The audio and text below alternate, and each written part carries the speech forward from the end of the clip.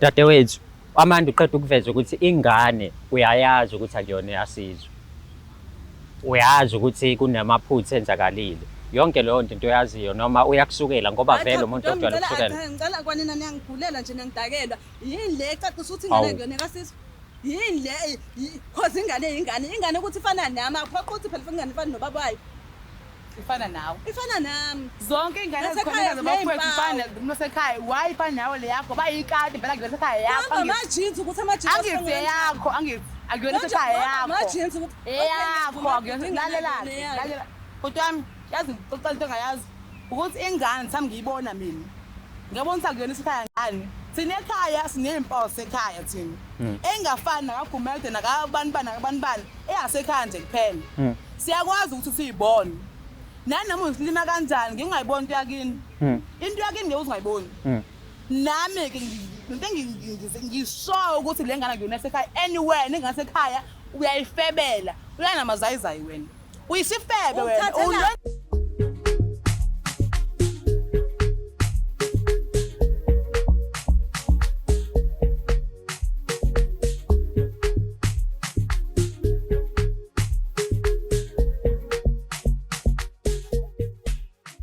Mbukelo wahlelo silungisa umjolo masikubingelele sikwamukele namhlanje ku-episode yakhe ohlelo lithandayo silungisa umjolo.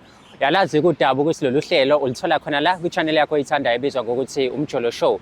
Aningibonini ngingudlala Matifana and I'm the next big thing in KZN.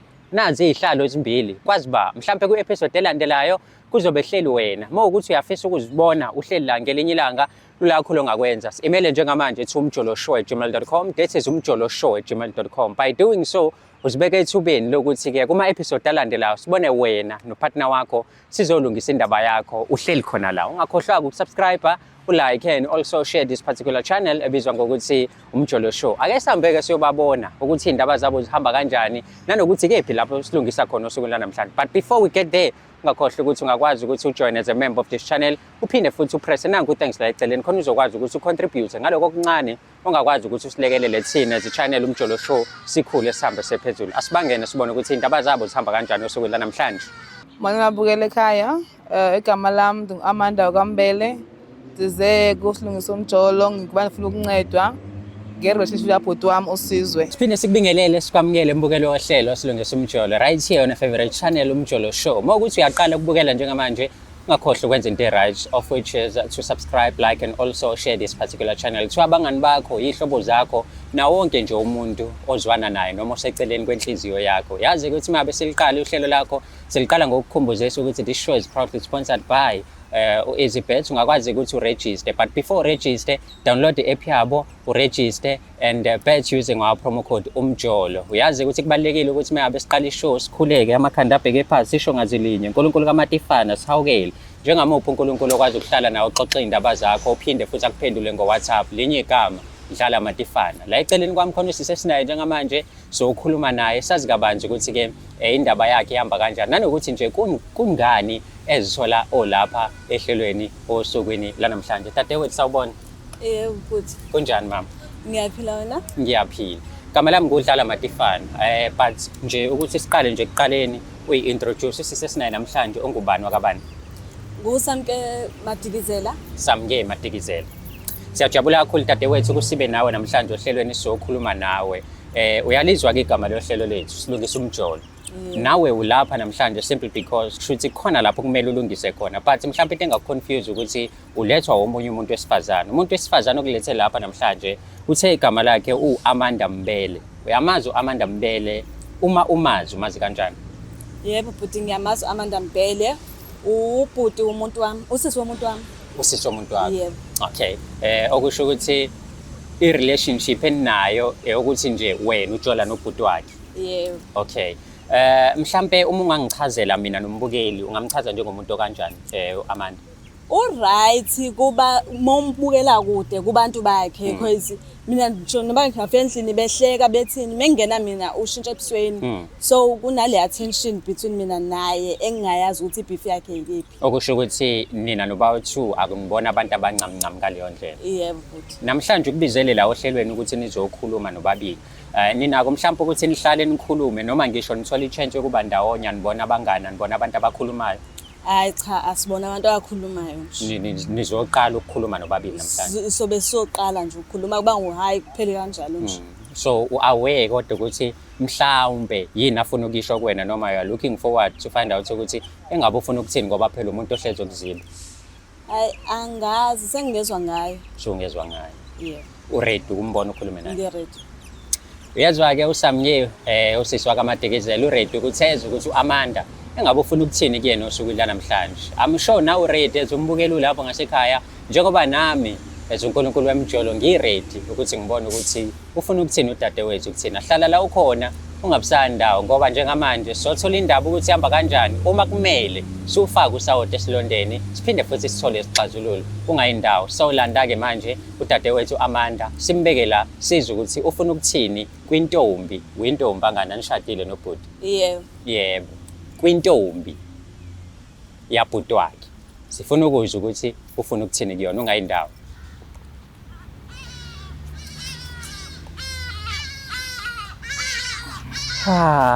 Dadewethu kunjani?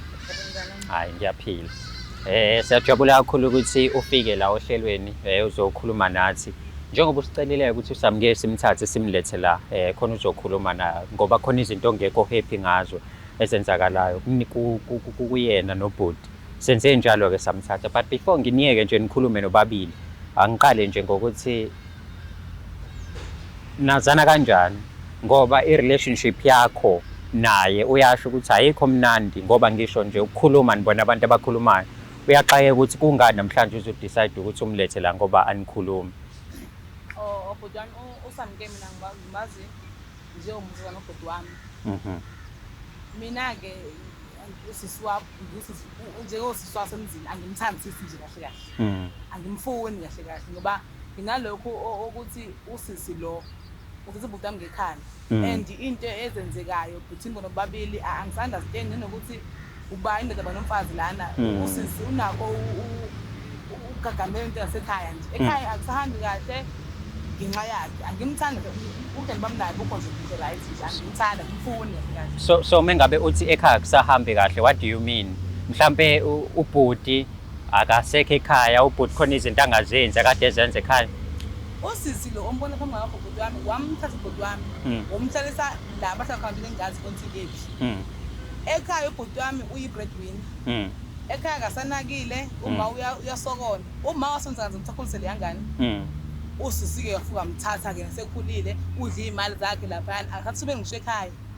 Ngingesinayo le ekhaya ukuthi usisi lo kahle nje uwumgomfomfu usisi kahle kahle sengingamthandi ke mina. Okay before mhlambe nikhulume lento iqala ukwenzeka beyiqala i-relationship noma kade besaqala beku right waloke emdonsa kancane kancane noma nje ubhuti wakho utheme ngabe ejola noSamnye kwabu kunyamalala kwakhe nangaphinde nambona. Usisi uqale waba right mhlambe sithi for 2 months enobhuti wami. After that ke waqala into zakhe ubhuti wami wasahlala ekhaya. Mangithi nje ingxa iqale sekubana usisi lo abe nomntana.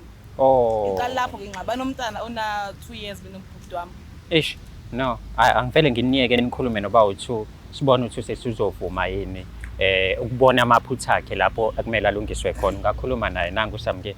Samnye sisami ngikubize kule show ne ngikubuzela ngesituation yakho nosizwe ubhuti wami. Wena Samnye usizwe ushintshile kahle kahle. Asazi into siyazi ngayo. Usizwe usayithumela imali ekhaya. Okwaqala ukuhlala nawe. Ekhaya akasondli. Kwayena nje angisamqondi mina kuqala. Andisaboni kahle ukuthi wenzakala ngicela unibeke esithombeni ba lo mjolo wenu niwenzayo ithi into yawo kahle kahle. Athi ungicabisele la siswami ukuthi ungibizela lo msangano cause mengabe kuyinkinga yemali umsebenzini akungawuthola. No, awuthi mhlawumbe umsebenzi. No, so wena uphangela kubhuti wami ne? Cha ngiphangeli ke. Wenza ntoni pho? Hayi phela umuntu wami mina so umuntu wakho uthuthe no kahle le combo le oyiyo niyamthengisela kahle kahle. Animthengisele sisi njengoba uthini kanye kanye. Mamela sisi.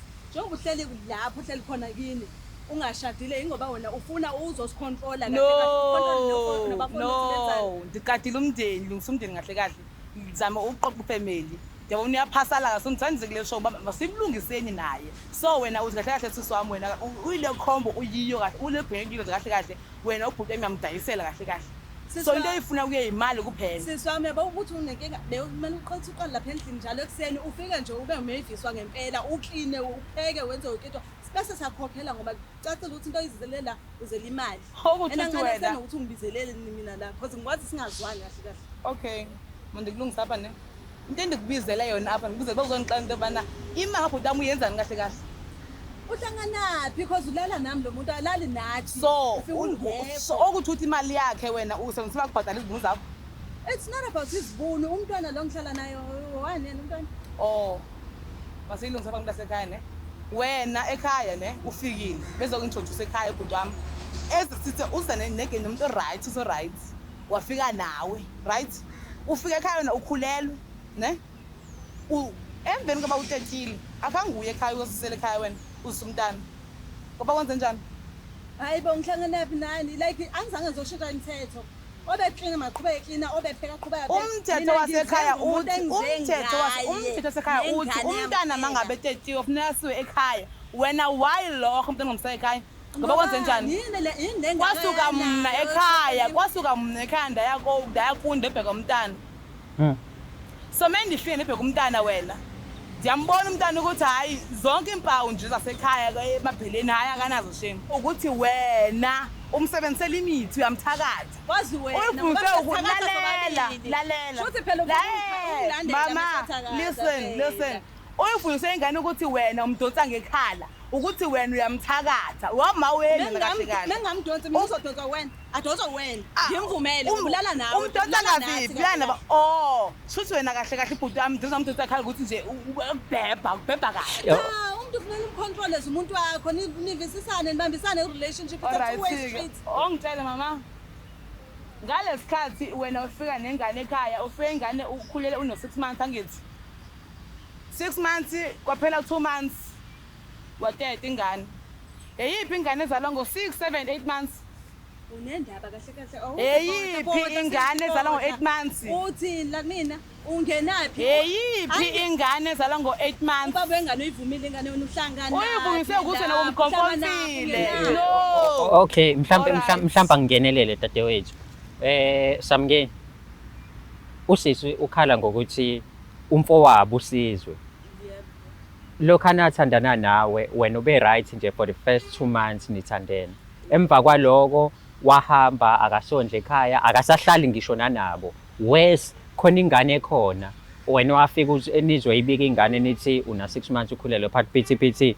wazala wena and mengabe sozele anexa ngokuthi ingane niyise kubo kaMbhele noma kaMbele aniyise ingane manje ke isikhona ingane waze wasuka yena njengesisi wasekhaya wahamba waya kunene yobheka ingane methi uyafika ingane ayinazo ngisho izimpawu zakaMbele bhuti wami yesiphi isidingo sokuthi ngihlala nendoda la ubaba wengane ngibe ngithatha ingane yami ngiyisa emizini angithi ngihlala nomuntu khona izokwaziwa ugogo wayo lengane inogogo inobabncane inosisi ekhaya makhuluma ugogo wayo phela yena angakhulumi abahlangane at the end of the day kantini ukuzala kuzona ukuzelula amathambo phela kuthi sobabili cha phela naba awucabangi yini ukumamela lothi la awucabangi yini ukuthi ugogo wengane yafuna umzukulu wakhe awazi ucabange lokho angithi nawe ugogo wakho uyakwazi ukuthi wena usamke ingane ngengane yakhe manje uma wami yena akazi ingane yakho ngoba kwenze njani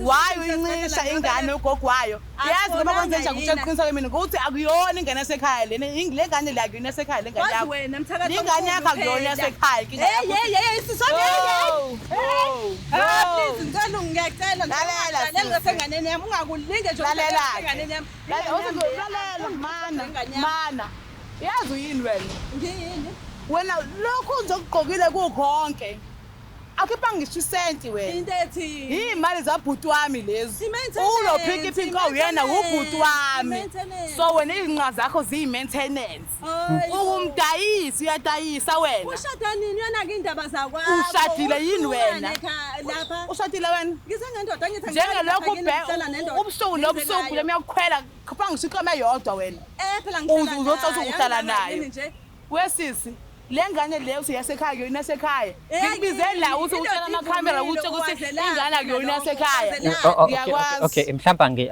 ngoba manje niphakamiselana umoya.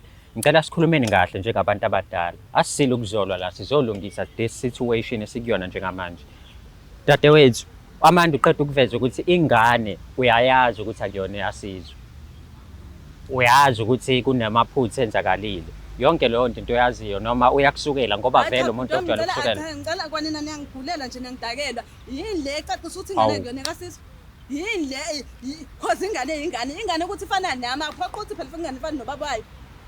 ifana nawe Ifana nami. zonke ingane ezikhona zabafowethu ifana nasekhaya why ifana nawe le yakho bayikati phela ngile sekhaya yakho Ama-jeans ukuthi ama-jeans angithi yakho angithi akuyona sekhaya yakho ama-jeans ukuthi eyakho akuyona lalela kodwa wami yazi ngixoxa into engayazi ukuthi ingane sami ngiyibona mina ngiyabona ukuthi akuyona isekhaya ngani sinekhaya sinezimpawu sekhaya thina engafani nakaGumede nakabanibani eyasekhaya nje kuphela siyakwazi ukuthi siyibone nanoma usilima kanjani ngingayiboni into yakini into yakini ngeke uzingayiboni nami ke ngisho ukuthi le ngane akuyona esekhaya anywhere ningasekhaya uyayifebela uyanamazayizayi wena uyisifebe wena ulondido wena uyidikazi wena ngoba ngilala nawe Usisifebe wena. ngoba ngilala nawe khuluma iqiniso ingane akuyona yabhuti wami batshela abantu bazi ukuthi uyihule isifebe batshela Okay, indaba dadewethu, Ungenaphi? inkulu kakhulu lento oyishoyo. Ukukhombisa ukuthi unobufakazi bokuthi ulala nobani. Wena kusho ukuthi uyazi ukuthi ingane kabani akuyona yasizwe. Ileyo nto ufuna ukuyisho. ngiyayazi bhuti wami Eyaba ingane. ingane ya-ayi Hayibo ubani manje wakephi lawo? akuchazele kanje bhuti wami ngesikhathi lo hlangana nobhuti wami wayethanda amazayizayi lo ali lo ali wangale ngaphandle elala naye ngingakamazi uza nobhuti wami kanje lo ubhuti wami wamshela wavuma kanti lo umithi azange ayethi vuyo lapho yamsumithi Uthathelaphi leyo nto? thola ngikhuluma mina-ke usesemithile uze nesiso emjoli ngahlathi ulosisile unenkinga eyiningi usoka nento le Malawi uza nayo la kubhuti wami ubhuti wami ngaphela sebemdliseni umdlisile wasewavuma-ke ingathi yakhe hayi ukusivuma bevumile yile nto engaphakathi yomdliso uthi lo uyamkomfomfa Hayi sidlisa sobabili. wondla ekhaya kondliwa ingane nje ubhuti wami osisi wami okenje ubuyisa umqondo nawe ukuzinzela ikhanda lakho ubhuti wami uyavuka ekuseni everyday kuhambe uyosebenza uzela ingane angayazi ukuthi yaba Hey, yazi niyangiconfuse ke manje. Yazi yangiconfuse indaba yeni because manje okay, ufuna ukuphawula sesikule nkulumo le. Hayi kho ibhuti ngiyavuma ukuthi ingane akuyona yakho angimazi ukuthi ungenaphi because ubhuti yena wayivumile ingane. Okay. Uthi niyathithiza mina ngihlangana. Oh, so wena uyavuma ukuthi ingane akuyona ekasizwe. Akuyona. Uyazi usizwe, uyayazi lo. yazoke nawu umthakazi nawu umthakazi Ngingasebenzi. bokami Ngave ngizohlukumeza ingane ngiyilambise nje. Angilethela nento. so wena ubone ukuthi hambe uye kwaMbhele Holdings uyofuna ukondliwa ngoba uvula amathanga wena ukuthi wena uqala umathalela nje. Okay. Nkulunkulu All right sis. Othi mhlambe ngithathe over from here. Wena uvuma ku Amanda ukuthi wondlisa umfowabo ingane ngoba engasebenzi lo waseMalawi. Eish. So usizwe wavuma yena ukondla ingane. Hayi phela akayazi angithi uyathithiza wambe vuma yonke into. So yo hayi ukuthi uyathithiza ithi komdlisa indaba ngasho Hayi ngazi kwazi wena phela. wamdleka Kwazi wena. indoda esile la ikhanda bengeke indoda esile ebonayo la ikhanda bengeke zifike umuntu efika nesisingane nothi uma avuma ingane wamdlisa wena uyadlisa sisi uwumgomfofo Ulala nami naye. Uyadlisa, mama. Uthi wakushaya i-threesome. Yazi wena. Ingakhuthazi yonke into wena. yabona ube lo black bebekho la ngapha sophansi wena ngiyakutshela Awu uzame vele uzame. uyajwayela sisi uyajwayela qaqaqa okunesitiki nalo sisi siqede manje indaba man yabo la ngifuna sikhulume njengabantu abadala. Now dethi kumndeni wakaMbhele noma wakaMbele usuyalazi udaba lokuthi akusiyena ubaba wengane ingane yakhona. Uzimisela ukuthi umtsheleke yena usizwe ukuthi alazi iqiniso. kwakuthi uthi uyathithiza uSizwe wakwamthanda uSizwe noma ubuthanda ukuthi unani kuyimanje uSizwe kuthiwa akagoduka ekhaya uSizwe kuthiwa kunezinto ade ezenza ekhaya engasazenzi while wena you're confessing ukuthi yonke into uyakukhokhela ngokuthi akwenzele yona cha mina ngangize ngefinance yena waba obsessed Yoho, yesisi. Indaba ofuna ukuthi majaldini sebenze. uhlangana Indaba yosebenza ma. Indaba yosebenza. ungenaphi So nabona nje ukuthi kunombhele holdings, kunomuntu oqaqayo lapha ekhaya. Bonke hambe yona amathanga wakho anekiwa ngcolile, uthola imali wena. awulali naye Uyadayisa wena uyadayisa. uthi ngifuna phela ngihamba Uyadayisa. ukhona No, lalela. Usalungena. Ithi yebo ngiyadayisa, vuma uyadayisa, vuma uyadayisa, vuma. asidayisa sobabili Vuma phela uyadayisa. njalo. Ayikho into enje, Ho. ayikho into enjena. Sisi wrong yezwa. Okay lalela-ke. Othi ngicela ukubuza ukuthi ngoba manje sewukhumula iqiniso liyaziwa umphakathi wonke umuntu aziqhubeka ukuthi wena kulesekhaya bomgqoqo omntwana yona yakhe. Yonke leminyaka endlingane yakho esela phampa sabizayo, ubiso libizayo, amaneni ngalana, uwena ngalana, yire konke nje lokho uzokukhokhela. ingane yakudeserve lokho vele Ingane kaba adeserve leyo nto. mina bhuti into engakutshena yona ukuthi uyingane engizwazisa ubaba wayo kodwa usizwe ngeke ngimtshene ngoba phela imali ngiyayidinga so njengamanje abazali bayondla bobabili yini ilo wasemalawe uAli noSizwe noma yondliwa uSizwe kuphela eqaleni wayengenayo imali kodwa manje ngoba usiyasebenza uyayifaka imali so all along uAli ubazi ukuthi ninenyoni ewusizwe noma bekwenze kanjani hayi phela uAli wayingazi Bayini mkhutha nobabe unamanga. so njengamanje njengoba kunje uAli uyayondla ingane ngani yebo uSizwe uyayondla ingane ngani yebo ithini into yakho noAli nisaqhubeka nisathandana asiqhubeki nje baby father nje eish Ayikho into enje. Le ayikho into enje. wena musukhuluma Lo sisi lo. musukhuluma Lo sisi lo. Kodwa wami lo sisi lo. Into kumele ayazi nje ukuthi lapha ekhaya kudlalelo uqala nje. Usuwenzile ukuthi okwenzile ekhaya satholi ngakubukela. Ngikhathele manje sikufike egcineni. Ngifuna every cent kabhuti wami ayispendile kuwena uyibuyisele.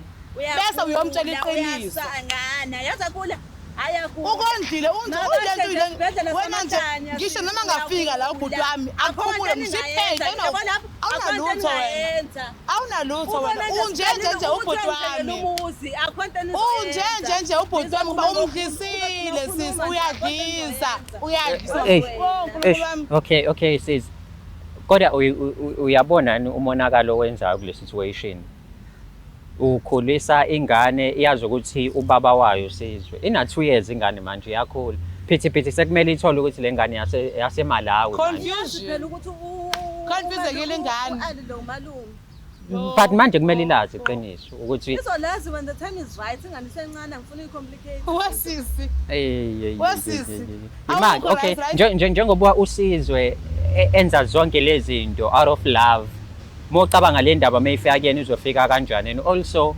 ngiyazi ukuthi kuthiwa amageja ehlakula ngawa walingana wathi mengabe usuke eMalawi uSizwe wafike walingana kodwa noma usoyamnika nje ngoba ikhona uzazi ukuthi ufuna nje empilweni nje futhi ke mina angiboni ukuthi into engaze so wena ufuna lale osingize lana okay uSizwe wayifica isasekhona noma bayiqede eMalawi that was my question hayi uyena owaziyo wena njengomphathi wayo phela kuthiwa makuvuma ipheze phela ukuthi kanti uhlaliswe ukuthi umdonsa ngekhala nje ukuthi umdlisile mkompombo sayiza kuwena kahle nje bengiyahlale yazi ukutshela uyabona wena abantu baseMalawi lalela hlala phansi siyakhuluma la baseMalawi abake bafike kwimbomozi yamama wala South Africa iyavuleka ngisho ubhuti emphe umgobhozo lo umbambe ngoba naku umuntu ozela imithi awunalutho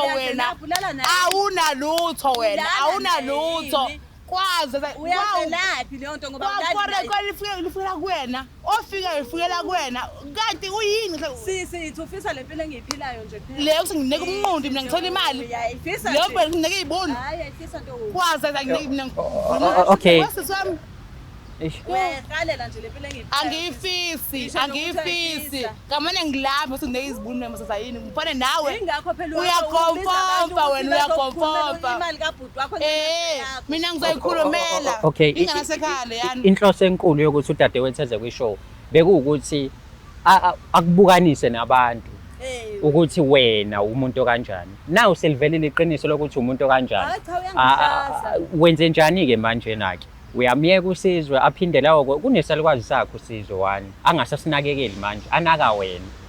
Ngoba wena uthi uyamthanda uma usho kodwa at the same time ubona ukuthi uyathithiza futhi.